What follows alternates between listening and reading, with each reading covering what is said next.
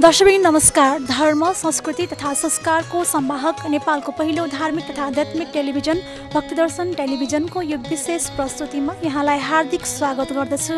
म हेमा शर्मा।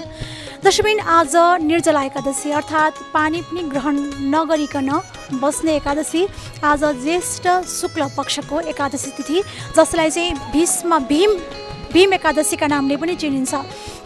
भीम एकादशीका नामले अर्थात् चाहिँ भीम जसले चाहिँ 5 पाण्डवमध्येका भीम जसले चाहिँ अधिक मात्रामा उहाँलाई चाहिँ खाना खानुपर्ने हुन्थ्यो, उहाँलाई चाहिँ उहाँ कुनै पनि दिनमा एकछिन पनि भोकै बस्न नसक्ने भएका कारणले चाहिँ उहाँले एकादशीको व्रत बारेमा जिज्ञासा राख्दाखेरि भगवान् श्रीकृष्णले उहाँलाई वर्षभरिको ज्येष्ठ शुक्ल पक्षको एकादशीको अवसरमा मात्रै पनि तिमीले एक दिन व्रत गर्न सक्यौ भने तिमीले 24वटा वर्षभरिको 24वटा एकादशी र अधिक मास पर्दाखेरिको 26वटा एकादशीकै व्रतको फल प्राप्त गर्नेछौ भनेर निर्देशन दिए पछाडि उहाँ जुन भीमले यसरी चाहिँ ज्येष्ठ शुक्ल पक्षको एकादशी तिथिका दिनमा चाहिँ व्रत सम्पादन गर्नु भएको कारणले आजको दिनलाई चाहिँ भीम एकादशीको नामले पनि चिनिन्छ। र आज विशेष गरी निर्जला एकादशी अर्थात् पानी पनि ग्रहण नगरिकन व्रत आजको दिनमा सम्पादन गर्ने गरिन्छ।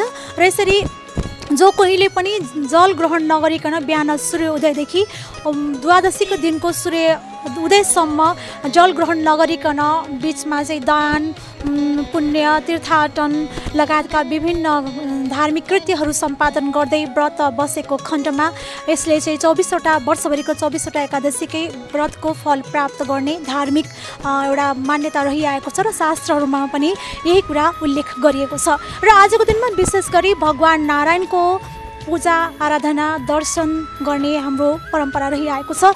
र विगतका वर्षहरूमा चाहिँ आजको दिनमा नारायण मन्दिरहरूमा यो उपत्यकाको 4वटा नारायण मन्दिरमा अत्याधिक मात्रामा दर्शनार्थीहरूको उपस्थिति रहने गर्दथ्यो। र विशेष गरी बडानीलकण्ठमा चाहिँ दिनभरि जस्तो नै बिहानदेखि बेलुकासम्म नै दर्शनार्थीहरूको उल्लेख्य मात्रामा उपस्थिति रहने गर्दथ्यो।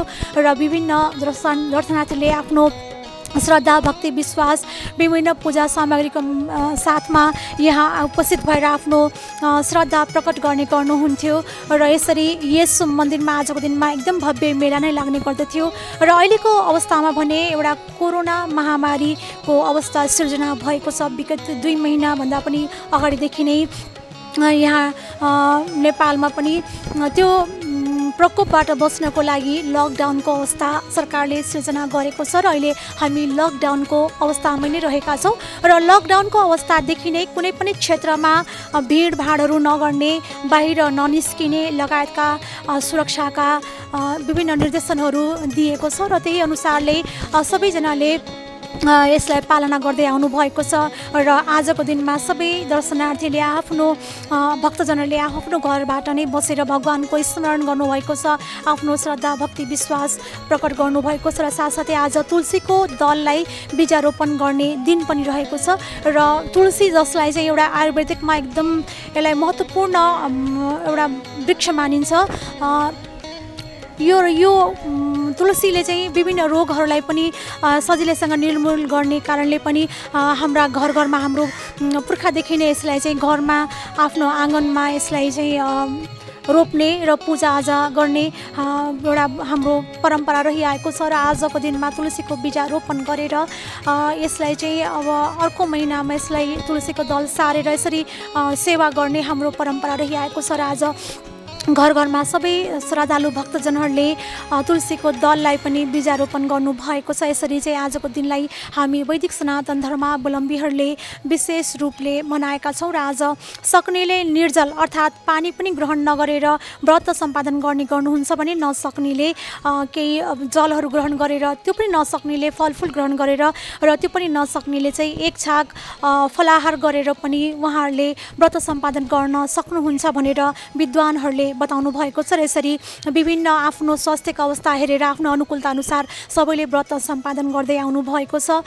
र यसरी हाम्रा विभिन्न चाडपर्वहरू विज्ञान सम्मत रहेका छन्। हाम्रा चाडपर्वहरूले हामीलाई दिएका मार्गदर्शनहरू निर्देशनहरू अत्यन्तै वैज्ञानिक रहेका छन्। र यसले हाम्रो स्वास्थ्यलाई, हाम्रो जीवनलाई, हाम्रो एउटा जीवनको एउटा बाँच्ने कला हामीलाई सिकाइरहेको हुन्छ र यसरी आजको दिनमा दर्शनार्थीले घरमा बसेर भगवानको चिन्तन मनन र निर्जला एकादशीको व्रत सम्पादन गर्नुभएको छ र हामी लकडाउनको अवस्थामा यसरी बुढा नीलकण्ठ मन्दिर परिसरमा उपस्थित भएका छौँ। यसलाई चाहिँ सुरक्षाको दृष्टिकोणलाई कायम गर्दै हामी अलग्गै परबाट नै बसेर के कस्तो अवस्था भएको छ त, कतिको कुन कुन मन्दिरहरूमा कसरी चाहिँ पालना गर्दै आउनुभएको छ, अहिले कोरोना महामारीको अवस्थामा भएको लकडाउनलाई कसरी पालना गर्नुभएको छ र के कस्तो अवस्था रहेको छ मन्दिरमा भनेर यावत हामीले यसका जिज्ञासाहरू राखेर यहाँ उपस्थित भएका छौँ र साँच्चै पनि हामीले यहाँ कुनै पनि दर्शनार्थीहरू दर्शन गर्न आउनुभएको पाएका छैनौँ। यहीँभित्र रहेका जुन सधैँभरि बस्ने गर्नुहुन्छ गुरुकुलका विद्यार्थीहरू, यहाँका कर्मचारीहरू र स्वामीजीहरू मात्रै हामीले यस मन्दिर परिसरमा देखेका छौँ। यहाँनिर लकडाउनको राम्रैसँग पालना गर्नुभएको छ र नित्य रूपमा चाहिँ जुन भगवानको गर्ने सेवा आराधना पूजा पनि चलिरहेको छ। पक्कै पनि कुनै पनि मठ मन्दिरको आय स्रोत भनेको उक्त क्षेत्रको एउटा त्यो उक्त स्थानमा पुग्ने दर्शनार्थीहरू नै प्रत्यक्ष रूपमा आय स्रोतको देखिनुहुन्छ, आय स्रोतको रूपमा चाहिँ उहाँ आर्थिक उसमा यो बढाउने रूपमा देखिनुहुन्छ भने यसरी चाहिँ यहाँ पनि अब दर्शनार्थीहरू नआउँदाखेरि पक्कै पनि आय स्रोत आय आम्दानी कम होइन ठप्प नै भएको अवस्था रहेको छ र त्यस्तो भए तापनि विभिन्न दर्शनार्थीहरूले यस मन्दिरमा चाहिँ सधैँ आउनेहरूले भक्तहरूले चाहिँ आफूले सकेको चाहिँ उहाँहरूले फोन मार्फत पनि सोधपुछहरू गर्ने र आवश्यक परेको खण्डमा उहाँहरूले सेवाहरू पनि दिने बाचाहरू पनि गर्नुभएको हामीले यहाँ सुनेका छौँ, पाएका छौँ। र यसरी हामीले आजको यो दिनमा यहाँलाई बुढा नीलकण्ठ भगवानको मन्दिरको चाहिँ घरमा नै बसेर दर्शन गर्ने सक्ने हामीले एउटा अवस्था हामीले यहाँनिर व्यवस्था मिलाइरहेका छौँ र सोही अनुसार हामी यहाँ उपस्थित भएका छौँ। अबको क्रममा हामी यहाँलाई भगवानको दर्शनका साथसाथै यहाँको के कस्तो अवस्था रहेको छ विषयमा सकेसम्म हामी कुराकानी गर्ने पनि टाढा नै एउटा दूरी राखेर हामी कुराकानीको पनि एउटा व्यवस्था हामीले मिलाउन खोजिरहेका छौँ र अबको क्रममा हामी मन्दिरको दर्शन गर्नेछौँ।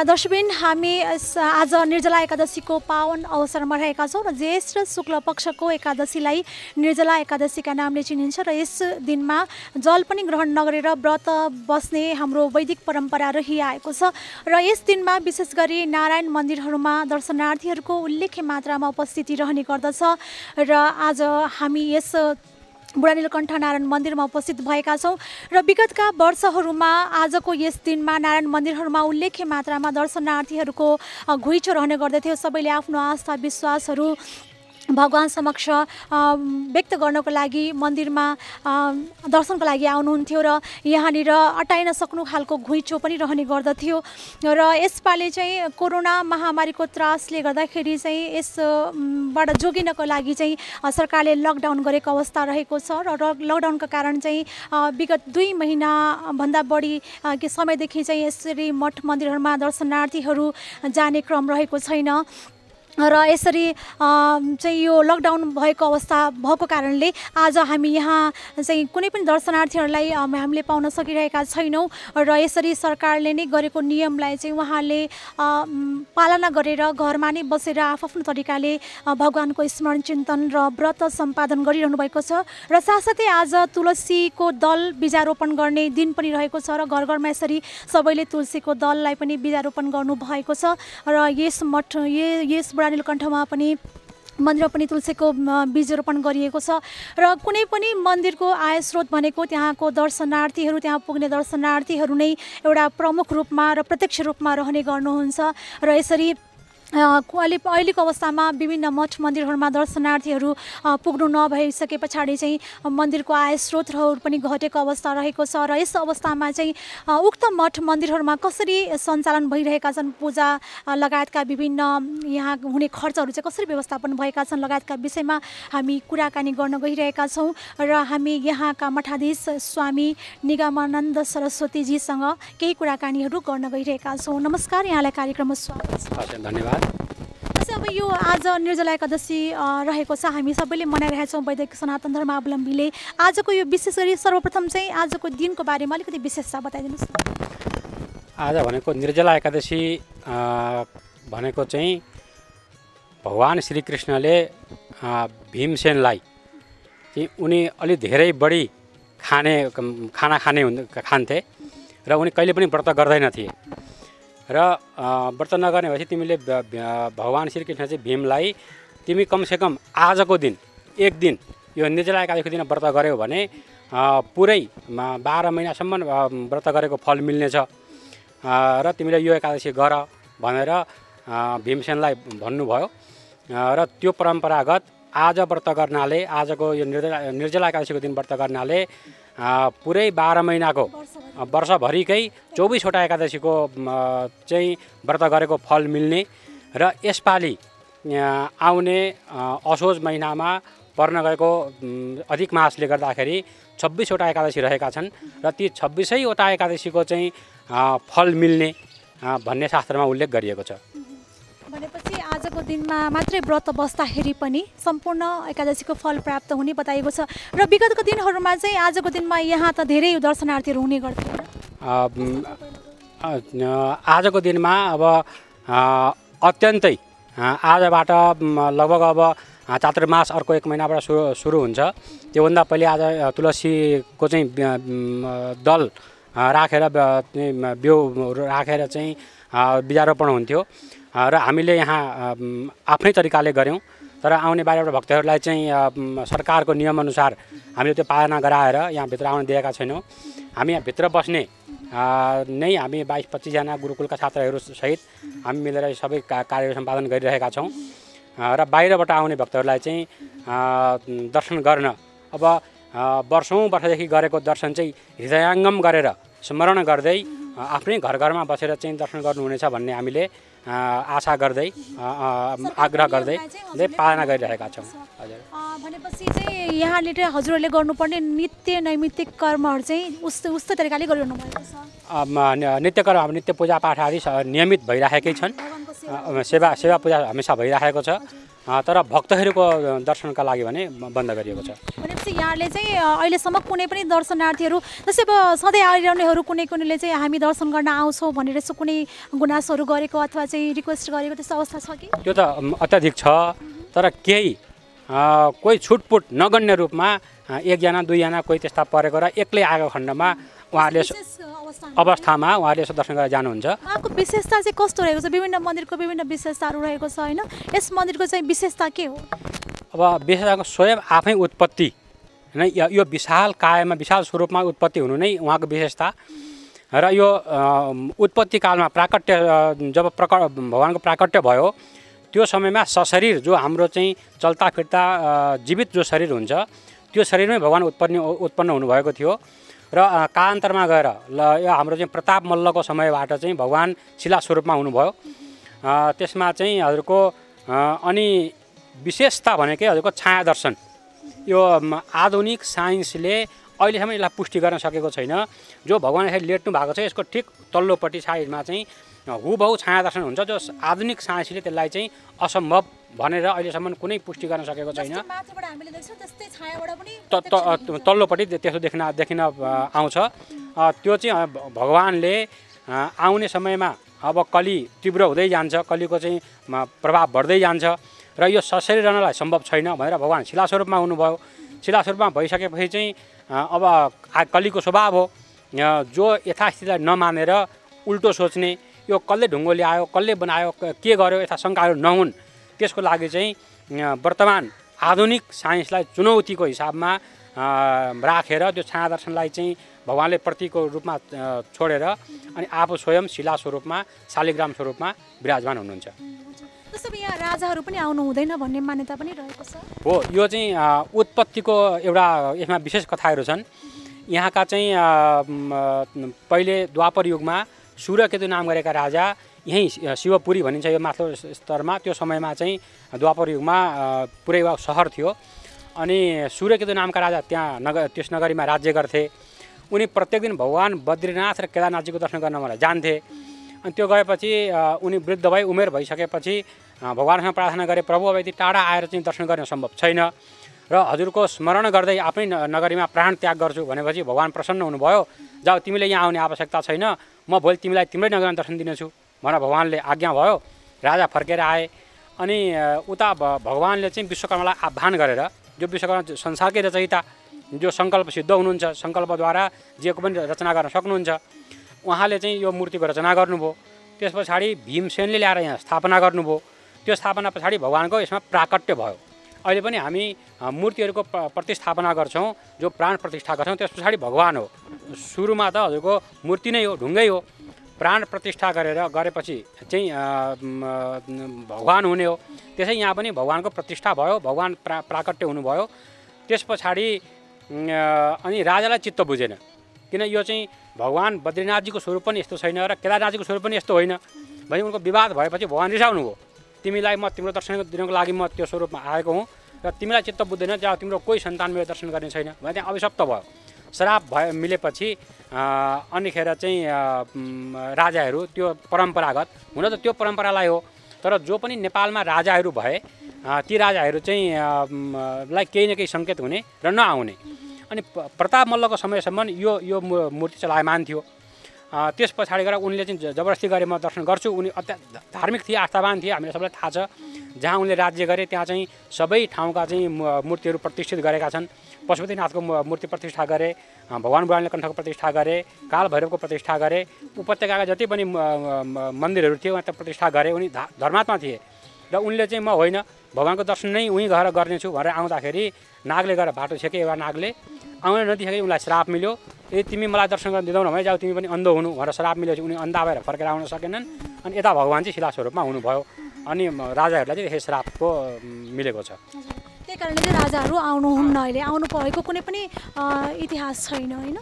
कुनै प्रताप मल्लले आउने प्रयास गरे, त्योभन्दा पहिले पनि त्यस पछाडि कसैले पनि गर्नु भएन। जस्तै अब कुनै पनि मठ मन्दिरहरूको मुख्य प्रत्यक्ष देखिने आएको स्रोत भनेको त्यहाँ पुग्ने श्रद्धालु भक्तजनहरू नै हुनुहुन्छ होइन। अहिलेको अवस्थामा चाहिँ 2 महिनाभन्दा बढी पनि हुन भइसक्यो र यो अवस्थामा चाहिँ यहाँनिर दर्शनार्थीहरू आउनु भएको छैन।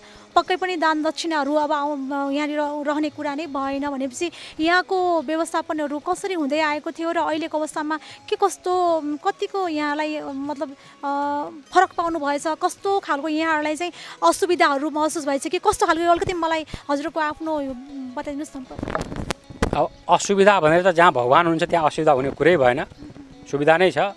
र भक्तहरूले जो भक्तहरू यहाँ आएर दान गर्नुहुन्थ्यो उहाँहरूले हामीलाई चाहिँ फोन मार्फत तपाईँलाई के खाँचो छ भनेर भन्नुहुन्छ। दाल चामल आदि इत्यादिहरू हामीलाई पूजा सामग्रीहरू हामीलाई उहाँहरूले दिइरहनु भएको छ।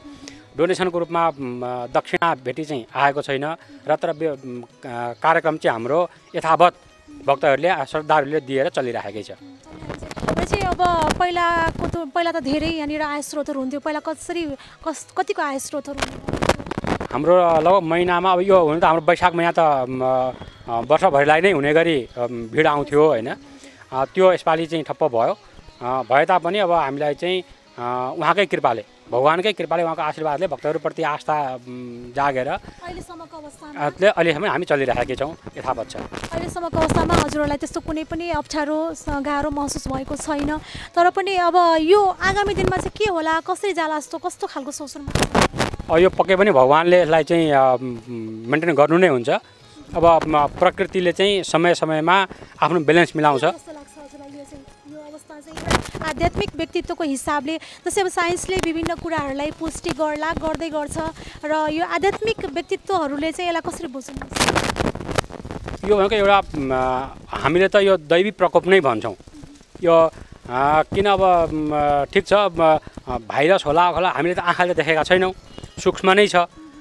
यो सबै अन्दाजको भरमा चलिराखेकै छ र यो केही न केही आज जुन देश अमेरिकाले चाहिँ व्यक्ति कहिले पनि नमर्ने आफ्नो इच्छा नभएसम्म मर्दै नमर्ने दबाई निकालिसक्यौँ भनेको अमेरिका समेत आज तहस नहस भइसकेको अवस्था छ भने त्योभन्दा पनि माथिल्लो तहको कोही चाहिँ साइन्स रहेछ नि त, त्योभन्दा पनि माथिल्लो तहको चाहिँ कोही परमात्मा माथि केही चिज रहेछ भन्ने त यहाँ पुष्टि भइसकेको छ, पुष्टि छ।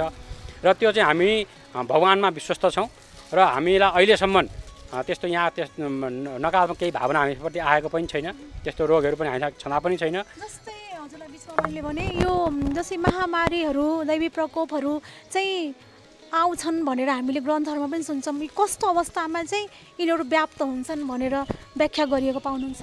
अब प्रकृतिले प्रकृतिको आफ्नो नियम हुन्छ, कतिसम्म भने र प्रकृतिबाट एउटा प्रकृति अर्को विकृति र अर्को संस्कृति। प्रकृतिलाई संस्कृतिमा ढाल्यो भने त्यो यथावत रह्यो र प्रकृतिलाई विकृतितिर लान थाल्यो भने प्रकृतिले आफ्नो संस्कृतिमा ढाल्नको लागि एउटा परम्परा 100-200 वर्षको बिचबिचमा उहाँहरूले प्रकृतिले चाहिँ आफ्नो ब्यालेन्स मिलाइराखेको हुन्छ र यो पनि केही न केही ब्यालेन्सको लागि हामीलाई यति यो चाहिँ संसारकै यो वायुमण्डल अहिले पुरै चेन्ज भइसकेको अवस्था छ, स्वच्छ भइसकेको अवस्था छ। पहिले बिचमा एकचोटि चाहिँ यो पुरा हिमखण्डहरू चाहिँ पुरा पग्देर गइसक्यो र वातावरण दूषित भइसक्यो भन्ने कुराहरू धेरै आइरहेको थियो र अब यो 100 वर्षलाई चाहिँ आउने 100 वर्षको लागि यो ब्यालेन्स भगवानले मिलाइरहनु भएको छ। त्यो मिलिसकेपछि र अब अनुकूल भयो भन्ने भएपछि भगवानले आफै ठिक गर्नुहुन्छ, हामी विश्वस्त छौँ। भनेपछि यो प्रकृतिले चाहिँ एउटा सामञ्जस्य एउटा तालमेल मिलाउनको लागि चाहिँ बेला बखतमा यसरी महामारीको रूपमा चाहिँ प्रकट हुने व्याप्त हुने भने यहाँहरूको बुझाइ पक्कै पनि यही नै हो। हुन्छ, कुराकानीको लागि धेरै धेरै धन्यवाद छ र यहाँहरू पनि अब सुरक्षित तरिकाले रहनुहोला र साथसाथै सरकारको नियमलाई सबैले पालना गर्नुभएको छ र आगामी दिनहरूमा पनि पालना गर्नु नै हुनेछ भन्ने हामीले अपेक्षा लिएका छौँ। यहाँलाई पनि धेरै धेरै धन्यवाद। धन्यवाद।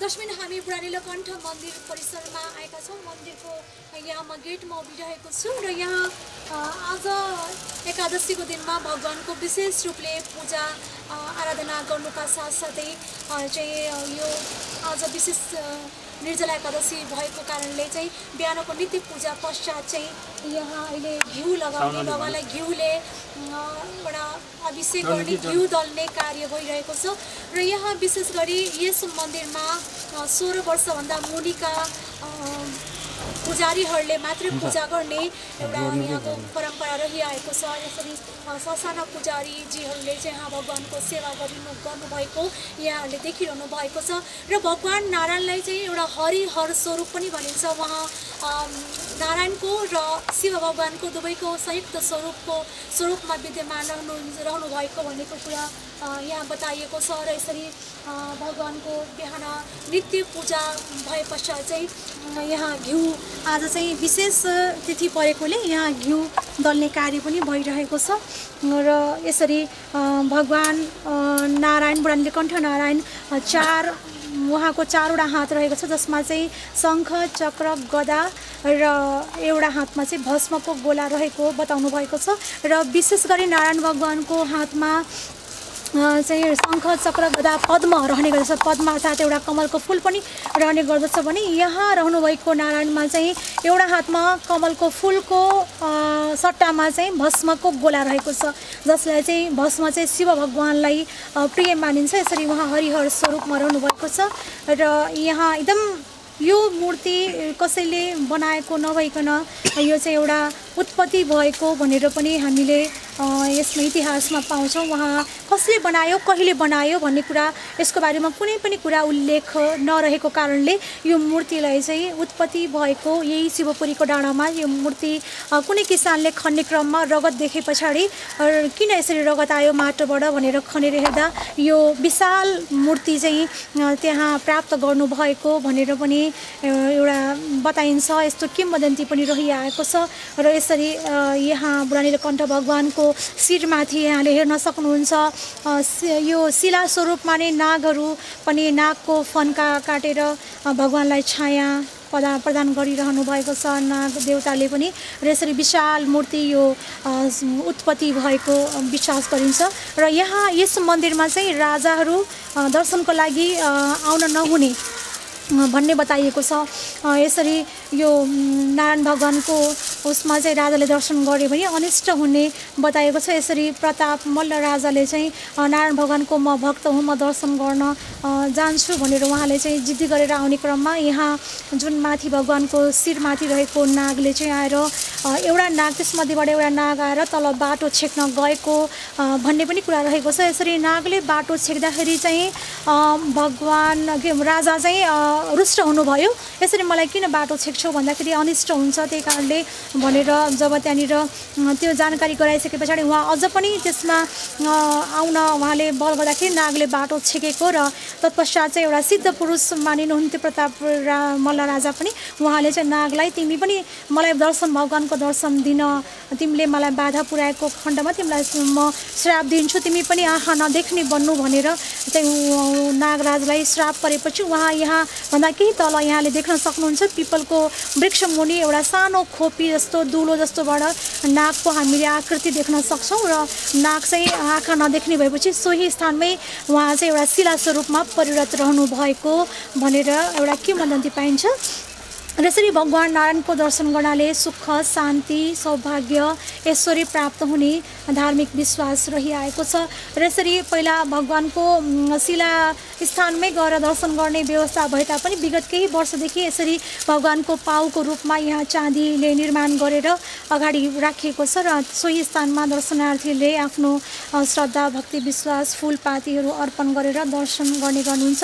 र विशेष गरी यो नारायण भगवानको अर्को एउटा विशेषता के रहेको छ भने हामीले यो नारायण भगवानको हामीले यसरी दर्शन गर्दाखेरि जुन दाहिनेपट्टि साइडमा हामीले उहाँको जुन यसरी माथिबाट हामीले नारायणको स्वरूप देखिरहेका छौँ, सोही स्वरूप हामीले जलमा यो पोखरीमा रहेको जलमा पनि साक्षात् सोही तरिकाले चाहिँ हामीले दर्शन गर्न सक्छौँ। यसलाई चाहिँ शिला दर्शन भनिन्छ र यसरी शिला दर्शनको पनि एउटा छुट्टै एउटा वैज्ञानिक कारण रहेको र विशेष महत्त्व रहेको बताइएको छ। र यसरी हामीले साइडबाट यहाँहरू पनि कहिलेकाहीँ यहाँ भोलि पर्सिका दिनमा आउन सक्ने वातावरण मिलेको खण्डमा यहाँहरू आएर भगवानको देब्रेपट्टि साइड जुन एउटा गदा र पदमा रहेको हातपट्टिको साइडबाट यहाँले अलिक पर गएर हेर्नुभयो भने जलमा हेर्नुभयो भने स्वयं यस्तै जसरी हामी माथिबाट हेरिरहेका छौँ त्यस्तै छाया यहाँले जलमा पनि देख्न सक्नुहुनेछ।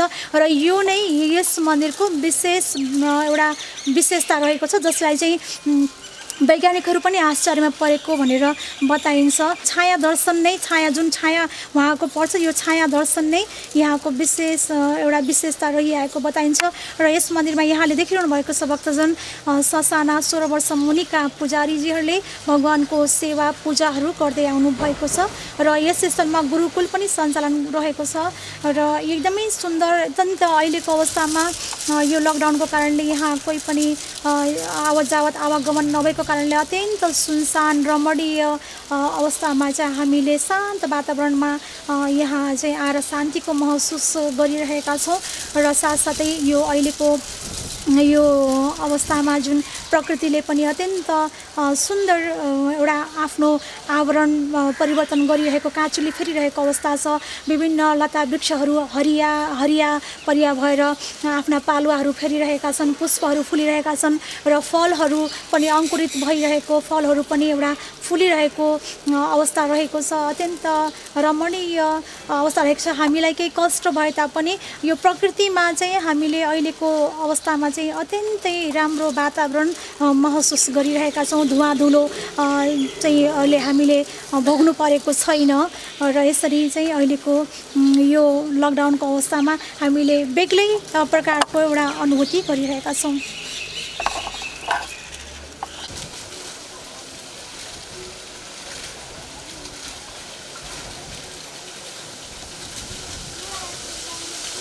दर्शकवृन्द, तपाईँ धर्म, संस्कृति तथा संस्कारको संवाहक नेपालको पहिलो धार्मिक तथा आध्यात्मिक टेलिभिजन भक्तिदर्शन टेलिभिजनको विशेष प्रसारणमा रहनुभएको छ र आज निर्जला एकादशी ज्येष्ठ शुक्ल पक्षको एकादशी तिथि अर्थात् निर्जला एकादशीको पावन अवसरमा हामी रहेका छौँ।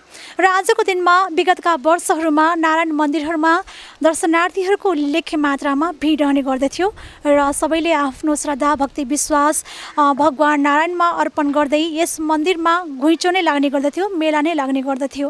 र अहिले विगत 2 महिनाभन्दा केही अगाडि 2.5 महिना जति अवधि भइसकेको छ, हामी चाहिँ कोरोना महामारीको कारणले चाहिँ एउटा सुरक्षाको दृष्टिकोणले सरकारले अपनाएको लकडाउनको अवस्थामा रहेका छौँ र अहिले लकडाउनको अवस्थामा सरकारले कसैलाई घरबाट अनावश्यक रूपमा बाहिर ननिस्किन, भिडभाड नगर्न जुन निर्देशन दिएको छ सुरक्षा अपनाउनको लागि, र सोही को पालना गर्दै सबै श्रद्धालुहरू घरमा नै रहनुभएको छ। सुरक्षित तरिकाले सरकारको एउटा निर्देशनलाई पालना गर्दै हामी सबै रहेका छौँ र यसरी चाहिँ पालना गर्ने क्रममा मठ मन्दिरहरू चाहिँ सुनसान जस्तै अवस्था बनेको छ। विभिन्न मठ मन्दिरहरू, देवालय शिवालयहरू चाहिँ अहिले एकदम सुनसान शान्त बनेको छ र वास्तवमा भन्ने हो भने एउटा हामीले प्राकृतिक रूपमा नै एउटा एकदम सुन्दर हामीले चाहिँ अहिले अनुभूति गर्न पाएका छौँ र हामीलाई समस्या भइरहेको छ, हामी घरमा रहेका छौँ, त्यसको आफ्नै एउटा भोगाई पीडा बाध्यताहरू छन्, तथापि अहिले मठ मन्दिरहरू अत्यन्त सुन्दर शान्त अवस्थामा रहेका छन् र यहाँ अहिलेको यो जुन अवस्थामा प्रकृतिले पनि पालुवा काँचुले फेरिरहेको अवस्था छ। विभिन्न वृक्षहरूमा पालुवाहरू पलाएका छन्, फलहरू लागिरहेका छन् र यसरी हरेक मठ मन्दिरहरू अत्यन्त सुन्दर शान्त अवस्थामा हामीले देख्न सकिरहेका छौँ र यस्तो अवस्थामा चाहिँ यो लकडाउनको अवस्थामा यहाँले पनि घरमा नै बसेर भगवानको आराधना पूजा स्मरण गरिरहनु भएको छ भन्ने हामीले विश्वास गरेका छौँ र साथसाथै हामीले यहाँको तृष्णालाई एउटा मेटाउनको लागि चाहिँ हामीले पनि केही सरकारका नियमहरूलाई गर्दै हिँड्नुपर्ने बाध्यात्मक स्थितिमा चाहिँ हामीले एउटा सुरक्षाको एउटा दूरी कायम गर्दै हामीले पनि मठ मन्दिरहरूबाट यहाँलाई दर्शन गराउने र अहिलेको अवस्थामा मठ मन्दिरहरू कस्तो अवस्थामा छ होला त, कस्तो भइरह्यो होला, के अरू दर्शनार्थीहरू कोही पुग्नु पो भएको छ कि स्थानीयहरू भनेर यहाँलाई जिज्ञासा पनि लाग्न सक्छ होला र यसरी चाहिँ स्थानीयले पनि मठ मन्दिरभित्र प्रवेश पाउनु भएको छैन।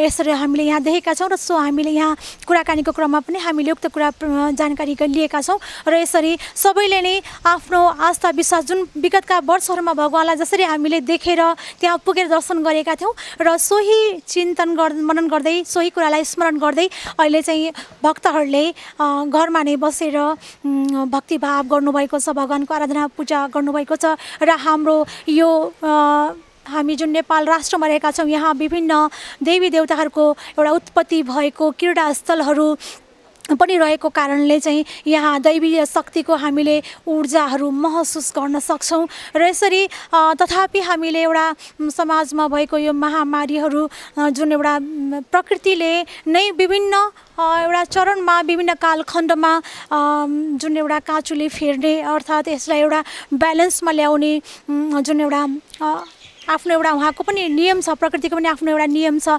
उक्त नियम अनुसार विभिन्न समयमा भूकम्प महामारी लगायतका यस्ता अवस्थाहरू सिर्जना हुने गर्दछन् र यसमा कता जानी नजानिकन हामी मानव जातिको पनि उत्तिकै हात रहेको छ, उत्तिकै दोष रहेको छ, जसको कारणले हामीले प्रकृति अनुरूप नचलेर प्रकृति विपरीत हामीले जब कार्यहरू गर्न थाल्दछौँ तब प्रकृतिमा त्यसले हलचल पैदा गर्दछ र यसरी हलचल पैदा भइसके पछाडि प्रकृतिले पनि एउटा आफ्नो तरिकाले यहाँनिर एउटा ब्यालेन्स गर्नको लागि चाहिँ प्रकृति पनि विभिन्न स्वरूपमा हाबी भएको हामीले सुन्दै आएका छौँ, बुझ्दै आएका छौँ र धार्मिक ग्रन्थहरूमा पनि यसलाई हामीले सुन्ने गरेका छौँ, पाएका छौँ र अहिले हामीले भोगी पनि रहेका छौँ। त्यसै कारणले हामी मानव भइसकेपछि एउटा पशुभन्दा माथि स्तरको भनेर विवेकशील प्राणी जुन मानवलाई मानिएको छ, हामीले साँच्चीकै आफ्नो विवेकलाई एउटा प्रयोग गर्दै सदुपयोग गर्दै हामीले चाहिँ प्रकृति अनुरूप नै चल्नुपर्छ। हामीले कुन समयमा के गर्ने, कुन समयमा उठ्ने, कुन समयमा सुत्ने, कुन समयमा हामीले के गर्ने र के कस्ता कुराहरू हामीले खाने, के कस्ताहरू गर्ने, के कस्ता कुराहरू नगर्ने लगायतका विषयमा चाहिँ हामी सचेत बन्न सक्यौँ भने, विज्ञानलाई हामीले चाहिँ एउटा सदुपयोग गर्न सक्यौँ भने, त्यसलाई चाहिँ दुरुपयोग नगरिकन हामीले सदुपयोग गर्न सकेको खण्डमा हामीले यस्ता महामारीहरूबाट चाहिँ धेरै हामीले प्रताडित हुनु नपर्ने पो हुन्थ्यो कि भन्ने एउटा सोच्ने विषय पनि रहेको छ र यसरी यहाँहरूले लकडाउनको अवस्थामा नियमको पालना गर्दै महामारी विरुद्धको जुन यो अभियान छ सरकारले गरेको त्यसमा चाहिँ यहाँहरूले पनि साथ दिइरहनु भएको छ। यहाँहरू सबैलाई साधुवाद दिँदै हामी पनि यस कार्यक्रमबाट क्यामेरामा केशवजीका साथमा म हेमा शर्मा पनि बिदा चाहन्छु। हामी सम्पूर्ण टिमलाई बिदा दिनुहोस्। नमस्कार। यहाँहरूको हरेक पल शुभ रहोस्।